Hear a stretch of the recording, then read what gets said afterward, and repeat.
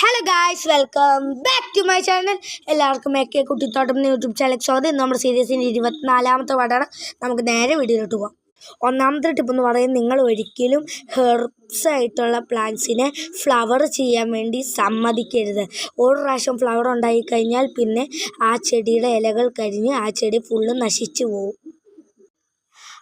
രണ്ടാമത്തെ ടിപ്പ് എന്ന് പറയുന്നത്, 6 മണിക്കൂറിൽ കൂടുതൽ വെയിൽ വേണം റോസാപ്പൂക്കൾ ശരിയായി പൂക്കാൻ വേണ്ടി. മൂന്നാമത്തെ ടിപ്പ് എന്ന് പറയുന്നത്, നിങ്ങൾ സമ്മർ സീസണിൽ ചെടികളുടെ ചോട്ടിൽ ചകിരിയും ഉണങ്ങിയ കരിയിലയും ഇട്ട് കൊടുക്കുക. അത് എവോപ്പറേഷൻ തടയാൻ സഹായിക്കും. നാലാമത്തെ ടിപ്പ് എന്ന് പറയുന്നത്, നിങ്ങളെപ്പോഴും വെള്ളം കൂടുതലായിട്ട് വേണ്ട പ്ലാന്റ്സും വെള്ളം കുറച്ച് വേണ്ട പ്ലാന്റ്സും സെപ്പറേറ്റ് ആയിട്ട് ഗ്രൂപ്പ് ചെയ്ത് വെക്കുക. അത് വെള്ളം കൂടുന്നതും കുറയണതും തടയാൻ സഹായിക്കും.